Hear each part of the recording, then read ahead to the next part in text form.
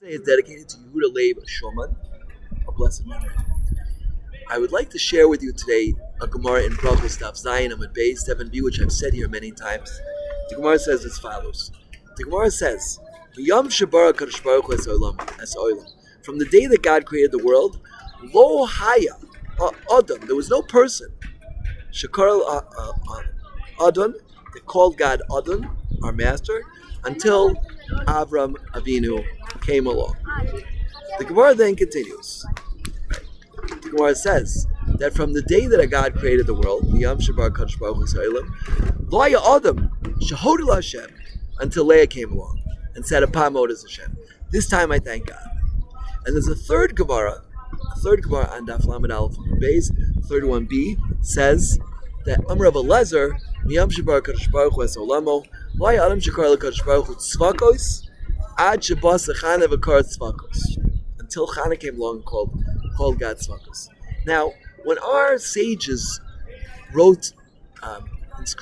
penned the Gemara, writing down Torah Sheba'al Peh, they were extremely careful in their wording. Every single letter that they said was extremely thought out and with great precision.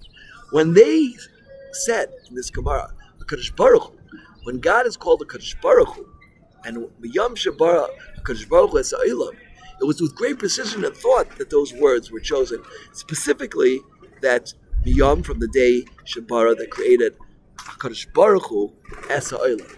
All those words were completely thought out and chosen with great carefulness. And what is the deeper message of connecting these three great individuals with that phrase, Yom Shabara Kadosh Baruch Hu es Olam? I believe we can explain this as follows. According to a letter written by the Rajba, Shutta Rajba, it's in the 5th volume, the 52nd letter. And this is quoted by the Vilna Gaon in Pesukei Zimra on the Tefillah of Baruch Shemar. The Rajba asks as follows. He says, why is it the bracha start in the second person and finish in the third person? That's when we say Baruch Atah Hashem, we're speaking directly to God. Elokeinu melech haolam is in the third person, as if we're addressing God in the third person. Why is that? Says the Rajba, I can explain this Kabbalistic, I give you deep Kabbalistic explanations, but I'm not going to do that today, says the Rajba. I'm instead going to tell you a more simple explanation. Is that we have a duality in our relationship with God. On one hand, He's very close to us. We have a relationship, Avinu Malkeinu. He's our Father, our King. That's one aspect of relationship. But there's a second aspect of relationship, which is completely removed from us, no understanding, a different plane of existence completely. That's Elokeinu melech haolam. That's the third person.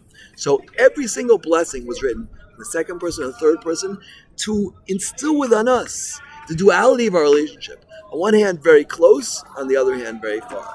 Very close, Baruch Atah Hashem, right, that second person.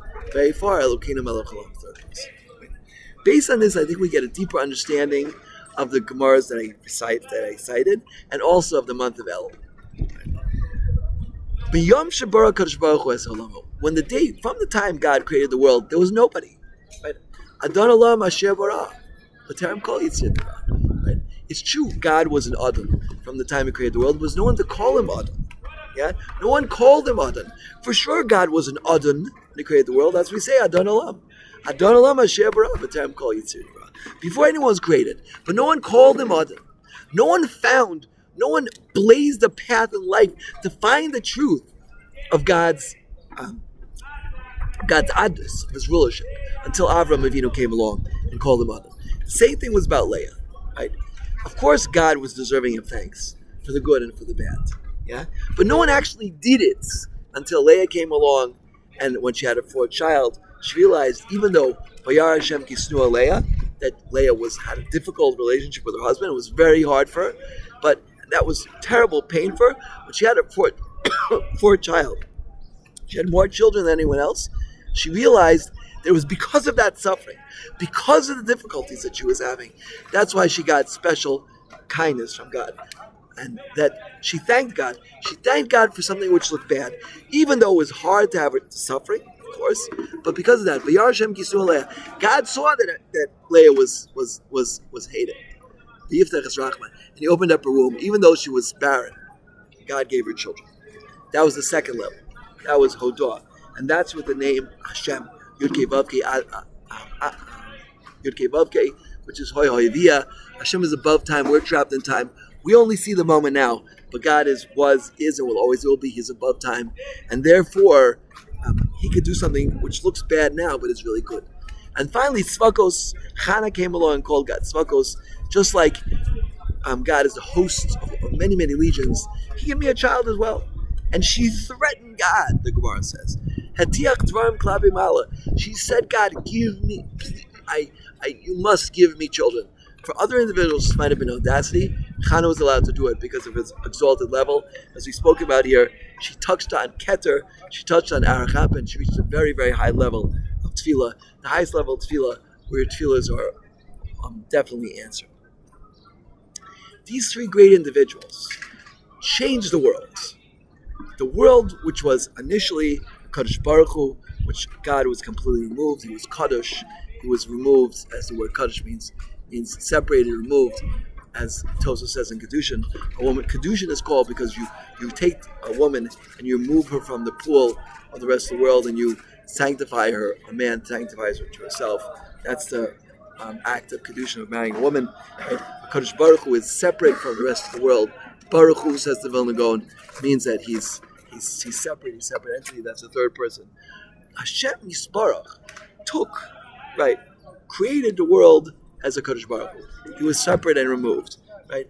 These three great individuals, Avraham Avinu, Leah, and Chana, each one found their own special path based on their challenges of life, based on difficulties, based on their tribulations. And they found and blazed the path to God that no one else had done before. And this was extremely, extremely special. Right? And that's why the Gemara credits them, each one. Avraham bringing out the concept of Hashem's oddness in the world, to call God an Adon, to call him a master. Leah, to thank Hashem with the Yud Kei Vav Kei, to thank him, and to realize Hoy Hoy V'yeh, that he's above time.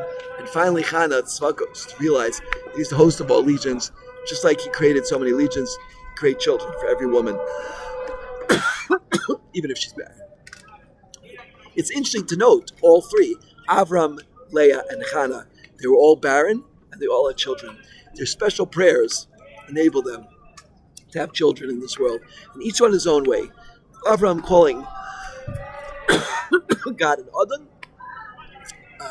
Leah thanking God, and calling Yud Kei Vav Kei, and Chana calling Hashem Tzvakos.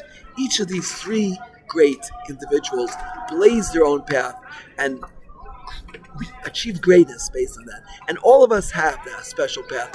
All of us have a way to come to God. And this is what El is all about. El is about coming back. It's about finding that special path. During the days of Elul, we have to search our lives and search our personalities and search our challenges and look at our rise and fall. Look at our ups and downs and see what is our special path in life that God has given us. And each of us call God in our own special way. Of course, we have to use the names that were laid down to us by our sages. Right? But each and every one of us can connect to God in a very, very special way that someone else can. And this is the job of El, coming back to God. This is what Tshuva is. Tshuva is returning to our own special path to God, which no one else has. And great individuals could, like Avraham Avinu, like Leah, like Chana, have helped us with this. I myself connect very much to Leah's ways, thanking Hashem when things look bad, and hence this series. And I encourage each and every one of you to find your special path during this month of El. And then when you come to Rosh Hashanah and it comes time to coronate God, each and every one of us will have our special clarity to know how we can be part in the upcoming year of Tashon Pei Dal of God's kingship in the world, and to coronate him in our special way. God should give us great siyata d'shmaya to find him and to clarify our special relationship with him. Amen.